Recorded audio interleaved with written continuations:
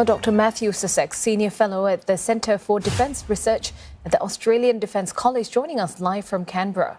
Dr. Sussex, thank you so much for joining us. 2 people were killed. Do you think this is a one-off incident, or should Poland be bracing for more strikes?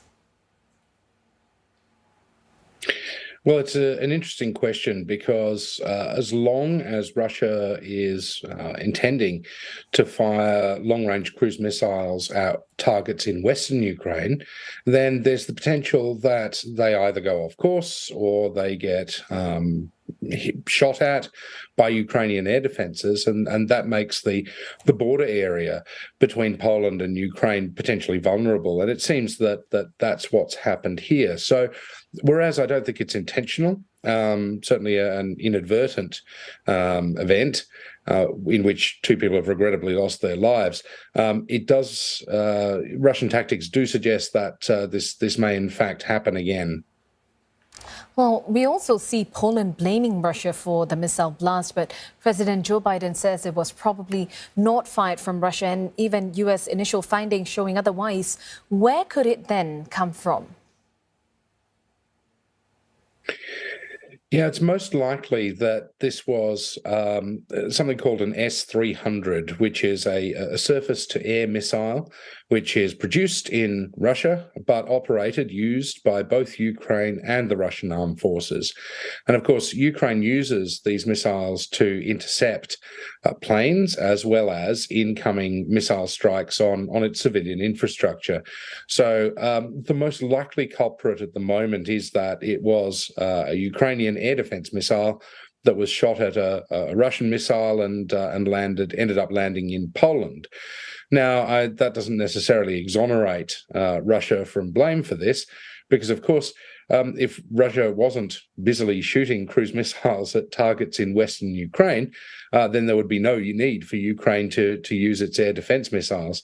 So this brings home, I think, the fact that this is a conflict which does have the potential to spill over. A lot of wars broaden by accident, and this could have been the case here, although it does look as though tensions are starting to de-escalate. Well, Dr. Sussex, picking up on your point about Russia firing various missiles, Ukraine also accused Russia of a massive barrage of rocket fire yesterday. Could this be related to the missiles that hit Poland, or could it have been accidental? Almost definitely, it's linked to the barrage that was being fired at targets all over Ukraine, and generally civilian infrastructure targets. It's estimated that the Russians shot between 90, nearly 100 missiles at targets in Ukraine, and some of those were in the west. So clearly, I think in this case it was probably the Ukrainians firing at a Russian missile that was inbound, if not to the western large city of Lviv, then perhaps the power generation link between Ukraine and the EU, which is around about 100 kilometres away and very close, in fact, to where this missile impacted over the Polish side of the border. Well, you mentioned that the missile, it might have been made in Russia, and Russia has denied involvement in this case. What would it then take to prove that the missiles came from them? Perhaps because Poland's president says he doesn't know where the missile was fired from, but claims it was most likely made in Russia. Yes, that's right, and this goes back to the point that these surface-to-air missiles are made in Russia and used by both the Russian armed forces and the Ukrainian armed forces. So it's quite difficult to tell without a large missile fragment that gives you a clear indication of where this missile was actually being used from.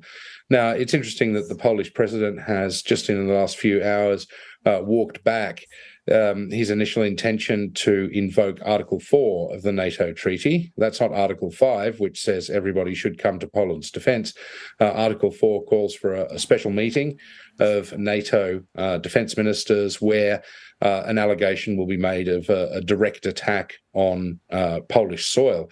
So Poland is it seems, not making that allegation now, which does lend credence towards the view that this was on this occasion an accident.